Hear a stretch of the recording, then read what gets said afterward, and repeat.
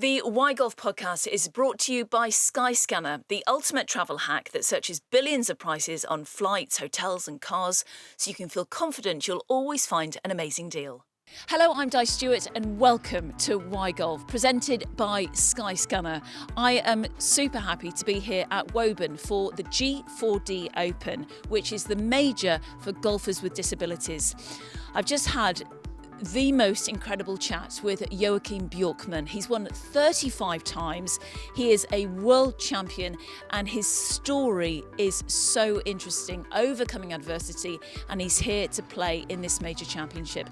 Please do listen ahead and I really hope you enjoy this one. Delighted to be sat here in the clubhouse here at Woburn with a gentleman who's won 35 times on tour. You've won national, European, you're a world champion. Joakim Bjorkman, great to have you here. It's the second edition of the G4D Open here at Woburn. I love Woburn. What do you make of Woburn? It's a very classic arena. It's not easy, is it? Aesthetic, very clean and very you see the lines very, very easy. So yeah, it's very, very cool venue. Tell us, the G4D Open last year, can you remember your result? Where did you finish? Oh, I have no idea. Isn't it funny when you speak to golfers, they don't remember the results? I mean, somewhere in the middle, 25-ish. Yeah. So, yeah. And you're, how do you refer to the defending champion, Brendan Lawler? Yeah. Is he a mate? Is he a friend of yours? Yeah, I mean, it's almost like a little brother. Is he? So he's a great guy. He is. I mean, he's great. He took the world with storm. I mean, it's just evidence that it's possible, even for that kind of character and disability. So yeah, it's just wow. How many events have you played so far this year? This is actually my first. Yeah. I have been on a life journey the last couple of months actually, but even bigger the last couple of years. But the last part has been like more like life changing. So what does that life journey involve? What have you been doing? I mean, I've struggled with the technical part in the swing because I have freezing over the ball, so I can't take the club back. So that have been the big part of it, and then that have been stuck with me for. Yeah, it still is, but the last 3 years. So can you just explain that a bit further? So what exactly happens when you stood over the ball? The head just blocking your mind. You can't move. Right. When you're addressing the ball. Yeah. And you're stuck there. You can't move. You can't take a little piece of a movement. Right. So I can stand there for in the beginning, it was 3 to 5 minutes. Really? Yeah. When did this start? Actually, the first time was in Florida at a miniature event 3 years ago.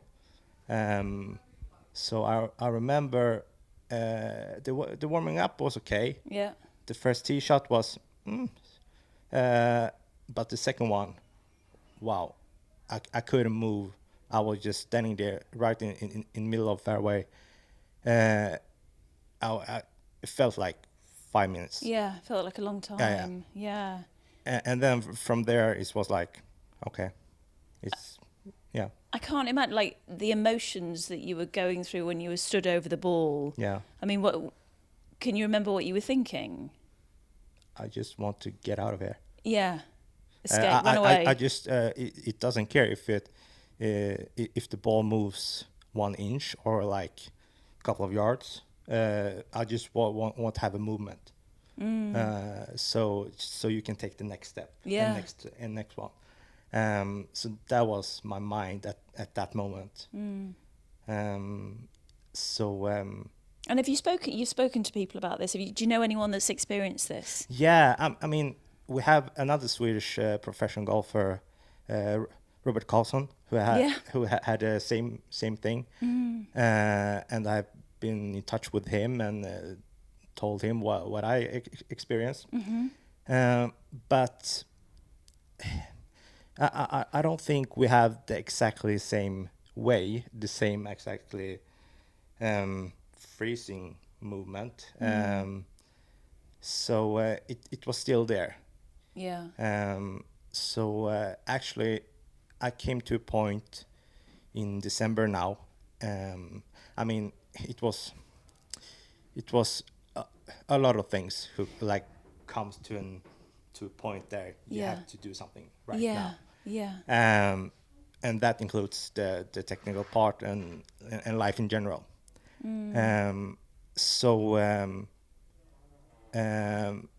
I think this is fascinating because I think a lot of people listening to this will have possibly experienced something similar, whether it's in the field of golf, the arena of golf, or whether in life. Yeah.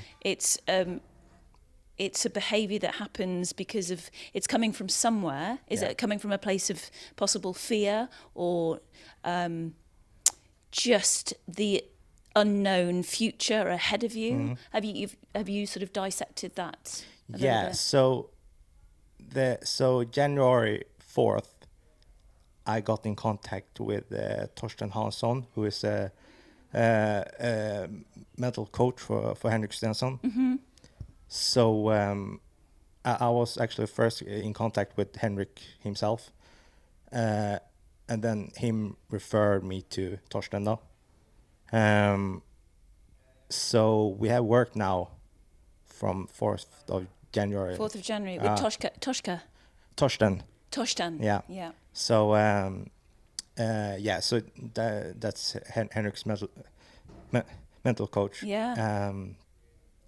So that's great news. Yeah. So we it was, I mean, from that moment, the first FaceTime call we had, it was like he gave me assignment, like small assignment. Okay. First of all, you need to have a notebook and a pen. So when you have that, you call me next week, and then so on. So and what were you writing down in the notebook? Everything he said, everything that I need to remember. So I'm so fascinated. What did you have to remember? Yeah, I mean it still is. Okay, it's a lot. Yeah, I mean, so we came to a point. We need to structure a process. Yeah. So first of all, it's the physical part. It's the mental part. It's the strategic part. It's the socially part. Yeah. And the health. Break it down. Yeah. These 5. So when you do the physical part, your mental health will be better. When the mental health is better, the strategic part will be better.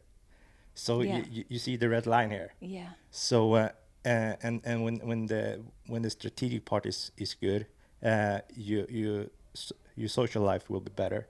Yeah. And the last one is your health will be so much better. So do you know your face is lit up when you're talking about it because you can see the pattern, can't you? And how everything has a ripple effect. Yeah. I mean, when I see it now, it's like, wow. It's like sometimes it's like shaking. Yeah. I mean, it's some people makes that's my easy words or easy subjects, but it's very hard to get through it and understand it. So when you see the red line, then you will understand what's all about. Yeah. And what exactly is the red line? I mean, when everything connects. Yeah, I mean, we set some points in every process. Yeah. What I need to gain and what I need to achieve. So yeah.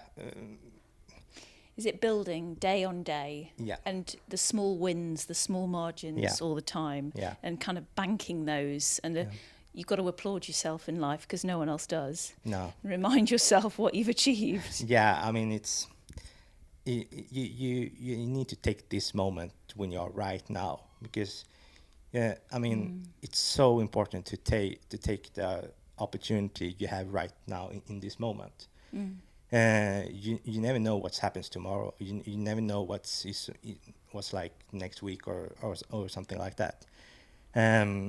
So you need to be specific to this day is very important, and need to and do the best of it.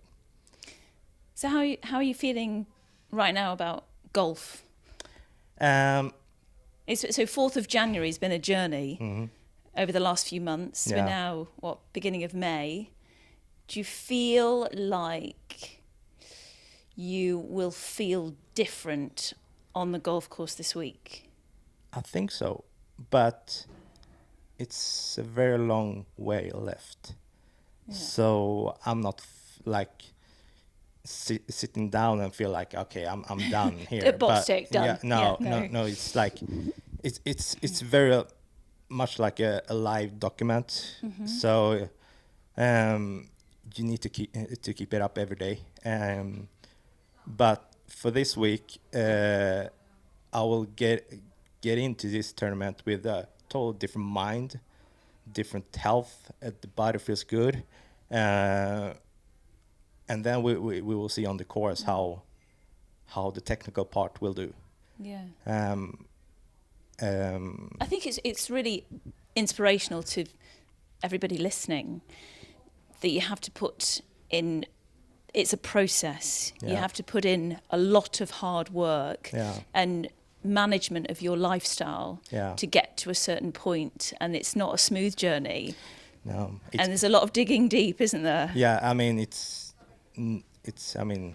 And it's discipline. You need a lot of discipline. Yeah, that's the word. Because it's easy not to do it. Oh, I'll do it tomorrow. I mean, I'll do my 10 minutes of stretching tomorrow, Yeah. or I'll go to the gym tomorrow. Yeah, that's the word you said now, discipline. Yeah. And that's what I see now, what I have been missing.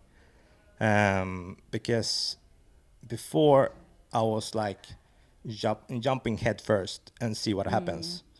I was often that I seek those moments where it happens, and I want to be in the moments where the big guys are.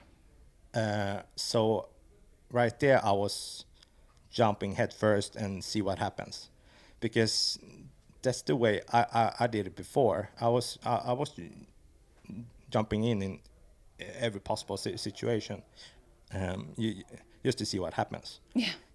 Just to see the reactions of people and that. But it was never a thought behind it. Right. It was never a reason, and it felt like when I have done that, it was like so empty. It was like, what to do next? Can you give us an example of jumping into a situation? I mean, I want to create a reaction. Yeah. Especially when I'm on the golf course. I'm in a group or like teeing off and hitting a shot when it's a big crowd, and then I know the people won't expect what's going to happen in a few seconds. Right. Oh. So that's like, or I'm seeking to that. Yeah. Where is the big crowd? Okay, I'm going in here. Yeah. Just for that moment of Yeah. a high. Yeah. Yeah. So that was a like, that was like kept me alive to when that people's reaction get back to me. It was like a receipt of like, okay, you're doing pretty good. But it was just only that. Short-lived. Yeah. So that's what I mean. It's felt so empty when I've just done that, and it was like, okay, what's next? Yeah. So and then I seek into the next big crowd. So I think it was like just to feel something, to feel. I mean, that was a way for me to get heard or get responded or like receiving feedback or something. So that was the way for me to get something, to feel something. It's a natural human I guess. sort of behaviour pattern, though, isn't Yeah. it? We want something, so Yeah. or we want that moment of joy, like I'll eat a chocolate bar and then think afterwards, oh no, it's gone now. What do I Yeah. want? I want something else next. Yeah. You know, it really. Thank you so much for sharing that, because I think it could definitely help a lot of people listening. When you're stood over the ball at the moment, what's it like? It's still a fight. Yeah. But I have some clues now to get rid of that. Yeah. I understand everything so much better Oh, now. it's amazing.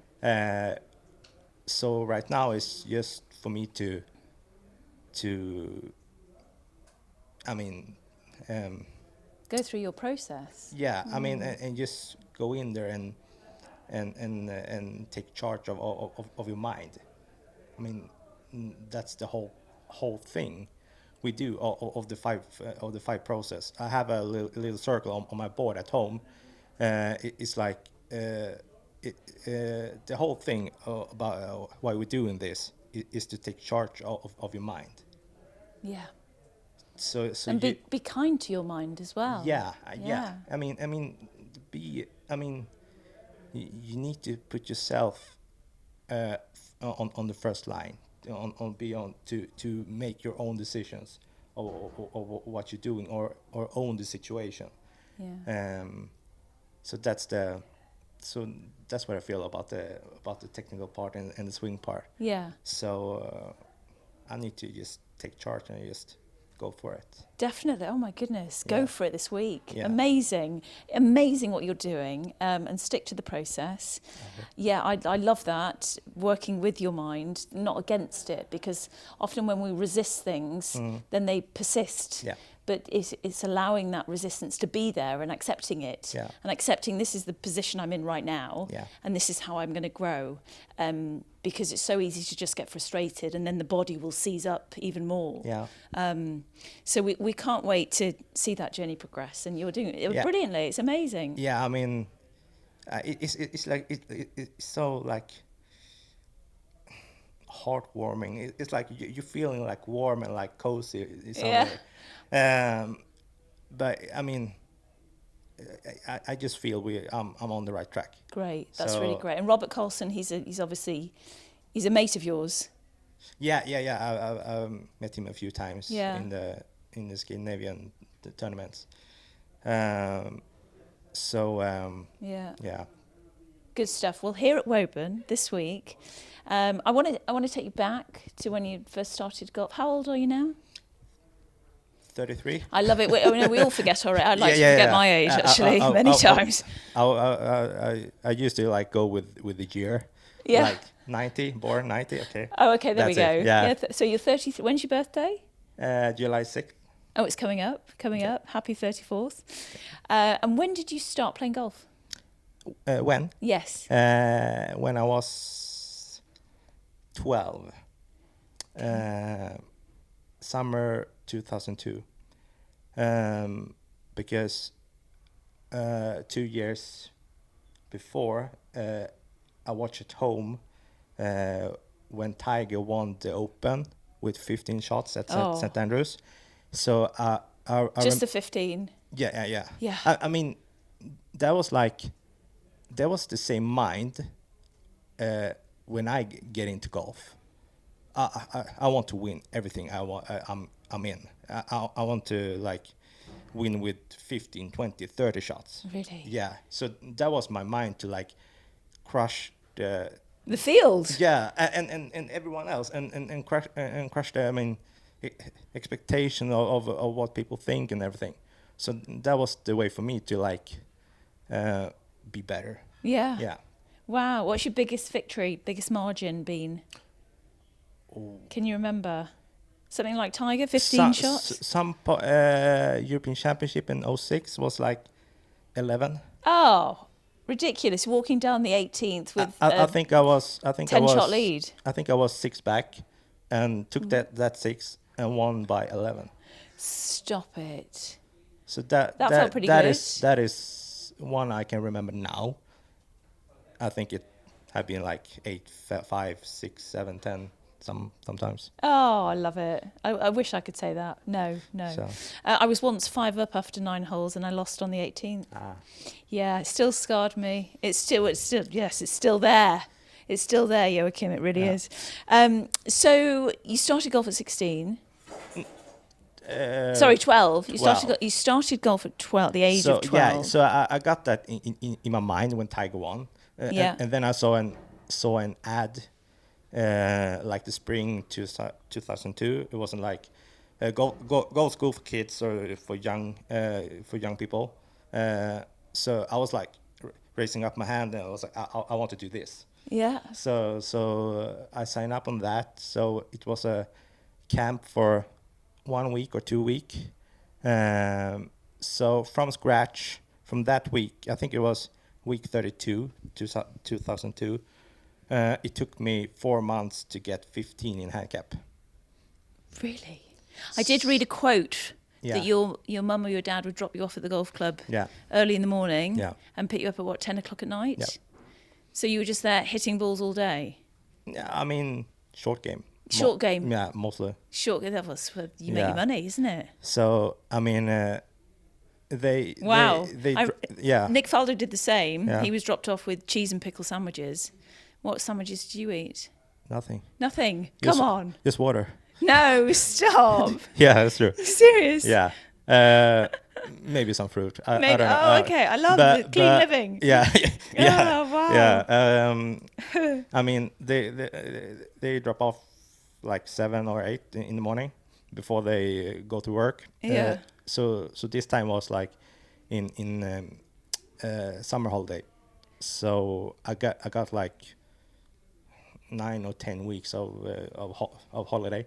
So every day they drop me off at like 7 or 8 in the morning, and they should pick me up at like 6, but often they forgot me.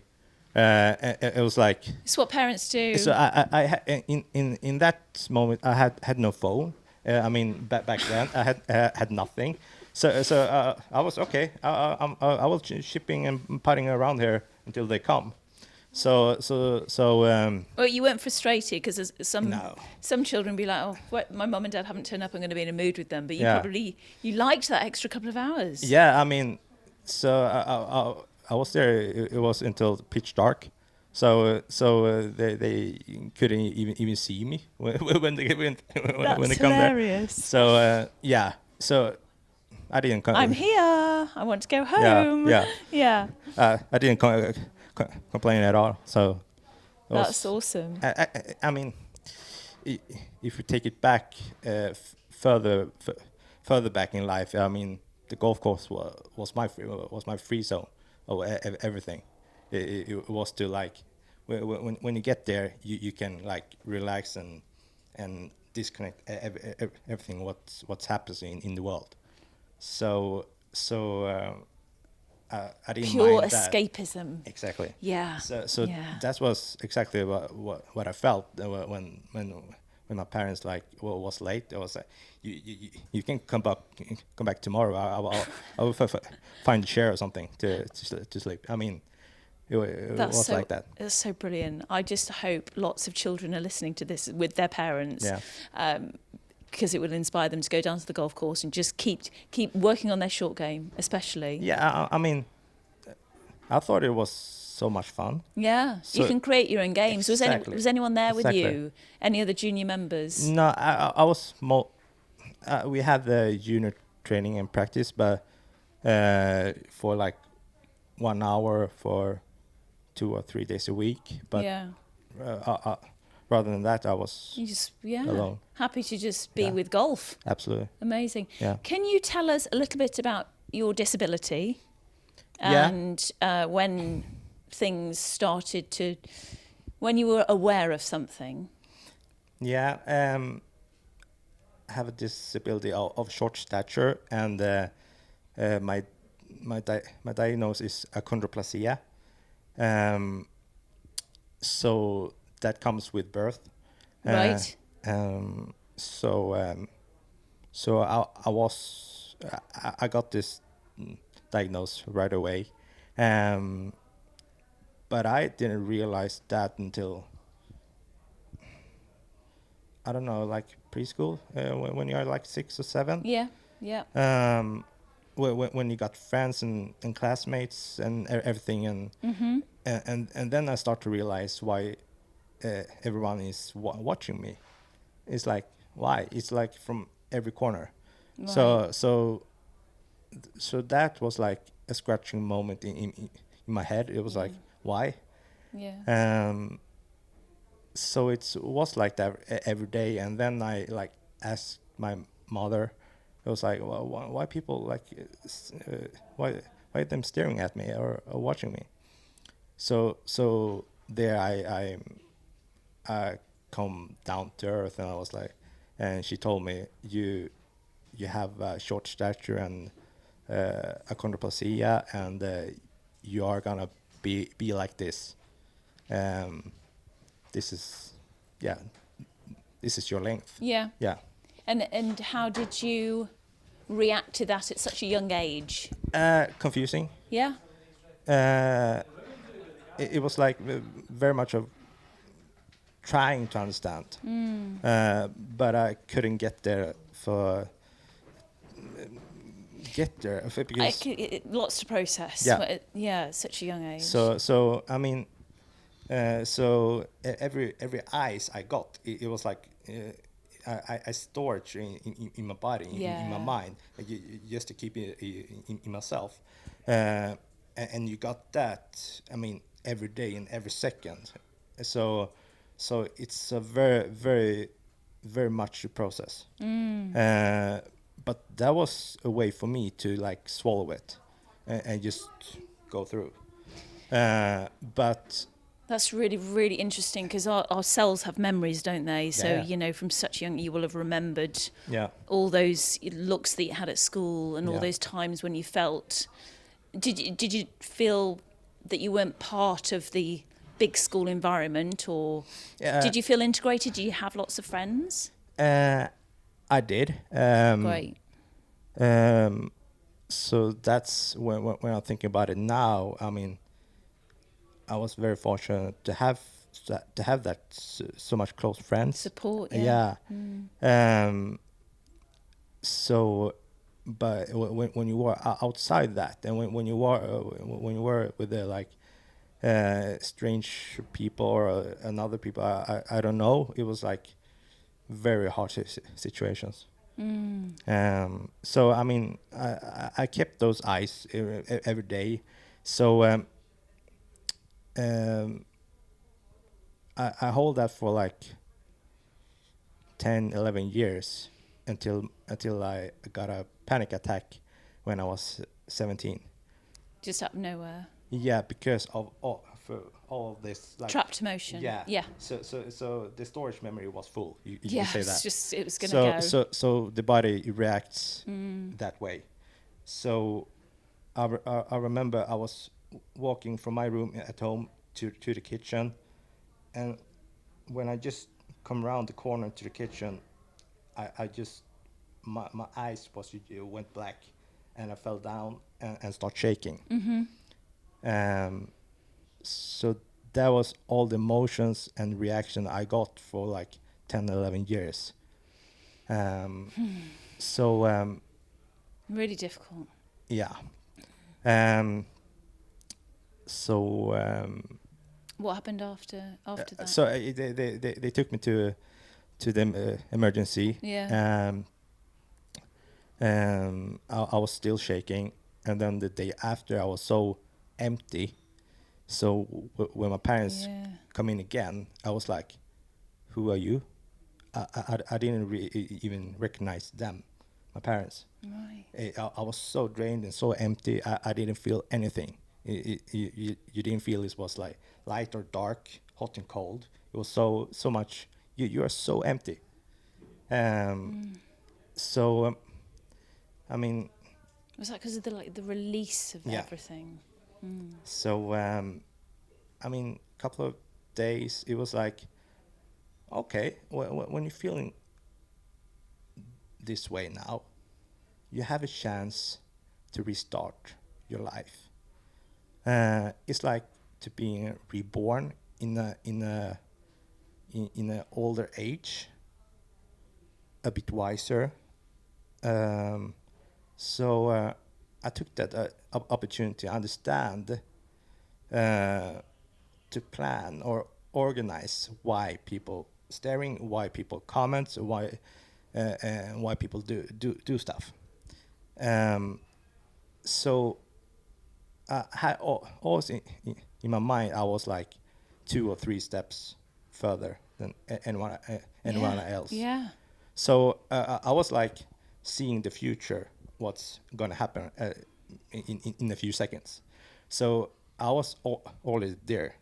So that kept me alive to like manage all the situations. Yeah. So what happens if I stand here in these positions? Where would the eyes be when they get direct to me? So I was like, I have a third person beside me all the times who planned Okay. all this. Yeah. It may like sounds No, it doesn't. crazy, But if but you've computed in your Yeah. head, everyone looking at you for Yeah. so many years, Yeah. then you can foresee where they're Yeah. going to look. Yeah. I get it. so Yeah. so that was my, It's your superpower. I guess. Yeah. Yeah, so that kept me alive, and still is. So today is no problem with Gosh, it. honestly, Joakim, I am literally feeling really emotional. I'm like totally blown away by your story. It's amazing. And I think it's so inspirational for, I've got 2 children at school. Sometimes they come home and they've had some tough words with, friends. And it's really difficult as a parent to be able to comfort. But what advice would you give to anyone out there in the business world, in the sporting world, or in a school environment where you're seen as possibly not part of a group or not part of something that's cool? What would you say? I mean, that's Everyone's on their own journey, aren't they? yeah. That was exactly what I'm thinking of. You need to trust yourself and go what you think is best for you. I mean, if you, I mean, we have talked with my mental coach Torsten about this, and Is he here this week? no, unfortunately not. So you need to trust your journey and believe that's right for you. Yeah, yeah. And not be like, because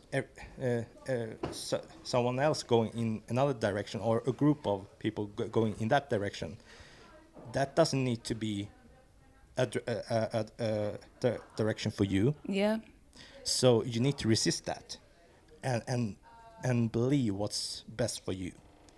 So I have on my head cover, it says in Swedish, but it's You have to translate it. I'm not very good at Swedish. no, I will. Yeah. Yeah.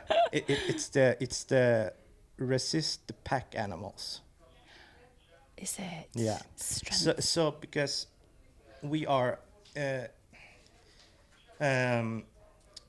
we humans are like, I would say, not animals, but kind of an We animal. follow the herd, don't Yeah, we? exactly. Yeah. Yeah, resist the herd. You can say. Yeah. Yeah. So stand Yeah. in your own power. Yeah. Yeah. So that's what I have on my driver head cover in Swedish. That's so cool. so that's when he explained that to me. But when you feel like, okay, but now I'm alone and feeling unsure and seeing what other people do. So that's like a hard part to get through, and like trusting that your side will be best. Trust, find Yeah. that inner trust. Yeah. Yeah. So so resist the herd. I love it. I Yeah. love it. I am so in awe of your story because, I mean, I play golf, but to stand over a golf ball and not be able to move the club back Yeah. is huge. But as you say, there's a story behind it and there's a reason behind it. Yeah. And this community, I'm hoping this community here. Do you have friends on tour? Do you feel Yeah. I mean, supported by everybody? Yeah. I mean, I've been playing with golf with disability for like right after I started to play golf. I played my first disability tournament at home in Sweden the year after. Right. So 2003, I played my first event. Awesome. So now it's like, I don't know how many years. 21. Yeah. Just 21. Yeah. 20 plus. The whole community from when I started, back when I was like 14, 15, and we got our European Championship was at that time was so big, and in Sweden we got our national tour. Yeah. With like 4 or 5 events, and now the EDGA have their own like great. around Europe. Yeah.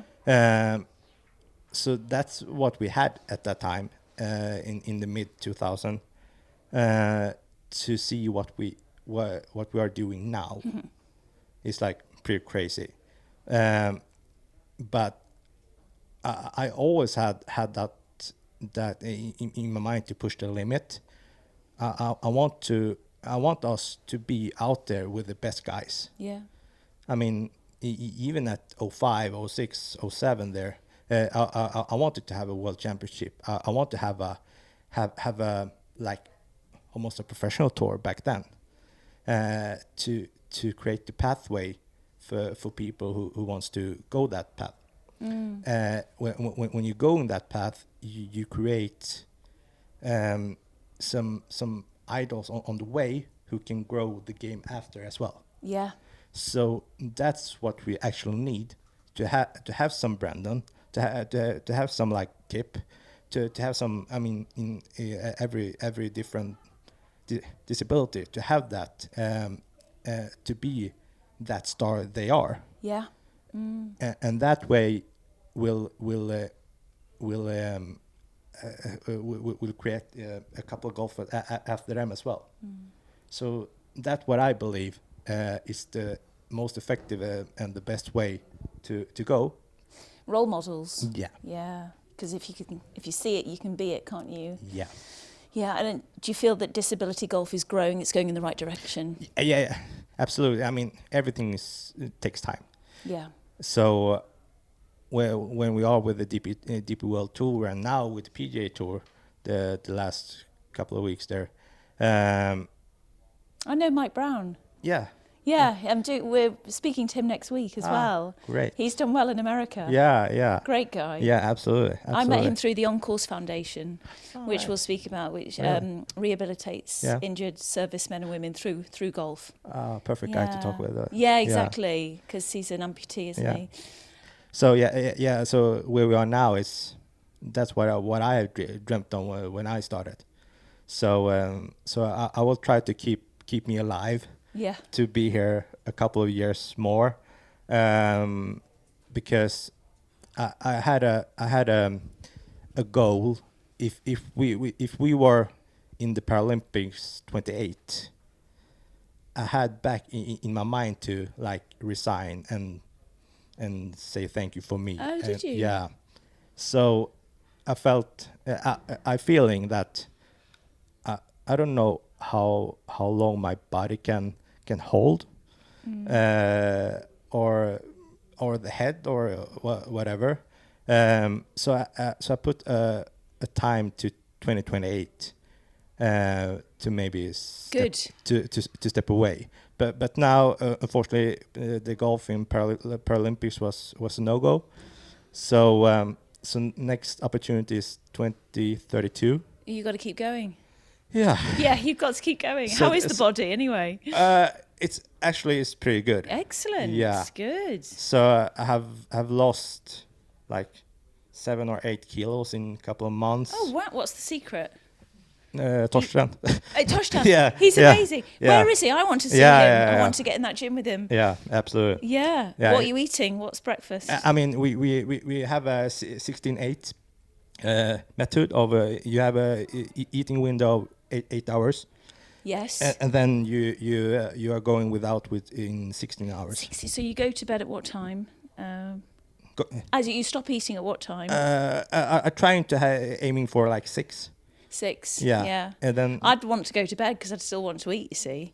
Okay, So you stop at 6 and then you start. Then plus 16 hours later. Yeah. So it's like around 11, 12.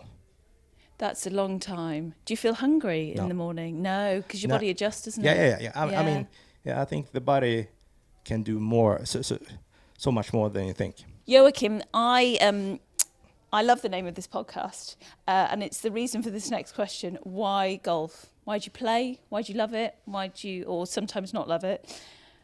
Why is it part of your life?